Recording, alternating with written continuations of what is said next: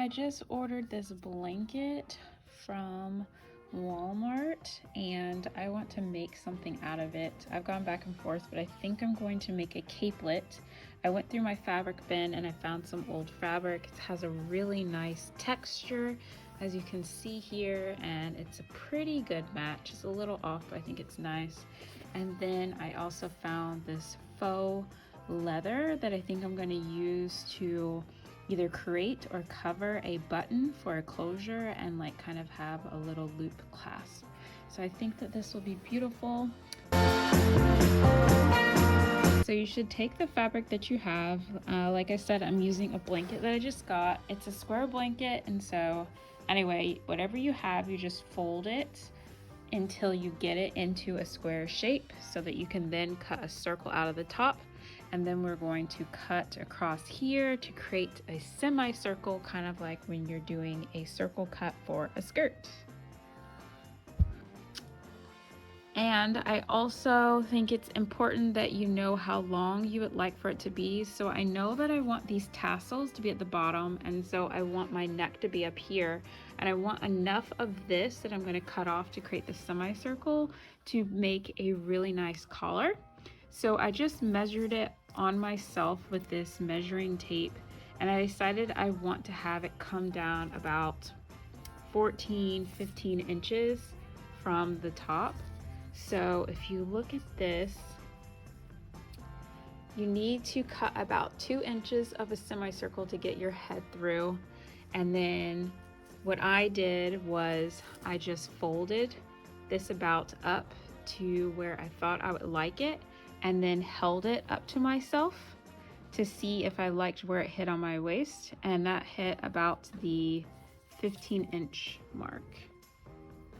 So I have it folded exactly how I would like it to fit.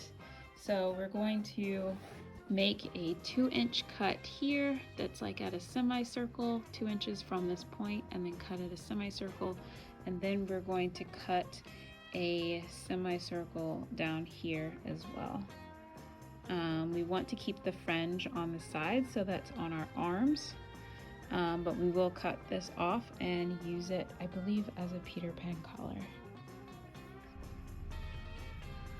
So as you can see, I cut this little semicircle, and look, that is the hole that we have. Might need to make that a little bit bigger, we'll see. And then I have gone ahead and marked where I want the arms to be. So I'm gonna just go ahead and connect these 2 lines and cut a semicircle. Oh my gosh, I already love this. So you see, I cut my little semicircle off. I used chalk to help me make sure I stayed on track. And so we cut this off. So it's gonna be a super cute collar. Like, imagine like having this on both sides. It's gonna be so cute.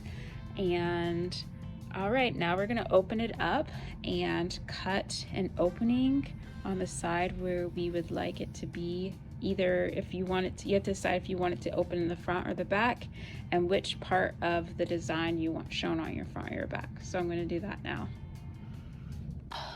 So you guys, I have laid it out. I haven't cut it yet. I think I like this side better. I just really like the dark stripe and how the dark would be on my stomach versus the light. And if I do it this way, then the lines are going horizontally instead of vertically, and obviously I think vertical lines going down the body will look better. I'm playing around with how the collar might look. So this is like creating kind of a Peter Pan collar on the front perhaps, and then I would cut, you know, down all the way down the middle and have a closure here for the back. And this is like exploring the idea of having a contrasting collar, but we could also do a matching collar. So in this example, I'm showing you that I flipped it to the other side with the black. I left the back collar in white, so we could do a combination as well. And so in this scenario, we have a black collar with the black side of the blanket, and then maybe a white collar in the back, or could flip this over and this could be a matching black collar all the way around. For some reason, I kind of like the black collar better, but I don't know. I gotta think about it. Let me know in the comments below which one you would do.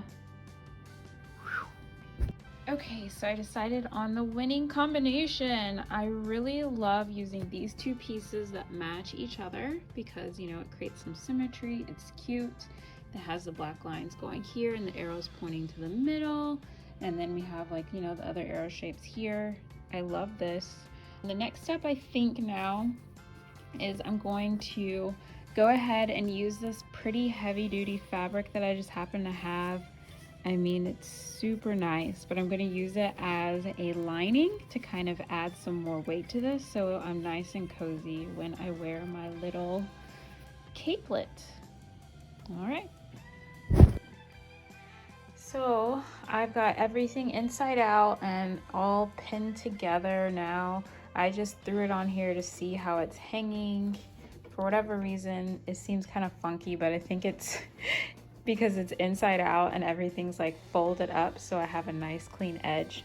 What you have to do with, like, I left this out so I could turn it inside out, but what I had to do where the tassels are is fold this up and under, and then I'm going to sew where I'm just barely catching a little bit of that fabric so that then these tassels can hang freely. So you have to make sure, see down here there were tassels, I'm going to sew on the lining, but capture some of the top fabric, but then when we flip it the right side out, it's going to have them hanging. So anyway, I pretty much love this. You guys will see I did a cord so that this can tie at the top, at the neck.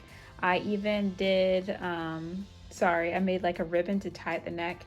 And then I have cording going down to do a really finished, nice back edge. And anyway, all of this that you see is just the inside. It's going to be hidden once we're done with this. So let's go ahead and head to the sewing machine. All right, so I've gotten everything sewn together. My camera died, so I wasn't able to show so much, but see, I went through and I stitched everything together. And then I went back and cut off like the extra fabric, and then I did like a tighter stitch on the ends so that it won't fray so much. This is not necessarily a required step, but it's good if you have fabric like mine that tends to just unravel. So I did that all the way around. It looks a little messy, but remember, all of this is going to be hidden. And then I still need to finish this piece up. You see here, this is where I did the straight line stitch. So I'm going to take scissors and cut off the excess, and then go back with that other stitch to close up the ends to make sure it doesn't unravel. And then we will turn it inside out. So you guys, I am in love with this. Like, look at how this collar came out. Is this not the cutest thing? Like, oh my gosh, I love the collar. I love the tie in the back. It's so darling, and the cording going down the back. And then look, each sleeve has the tassels going on it. They're for each arm. I love it. Look at how cute. I love how this finished. You almost can't even see the stitch. And you see how clean it is on the inside? Remember I said we're gonna turn it inside out? So now we have a nice clean seam all the way around.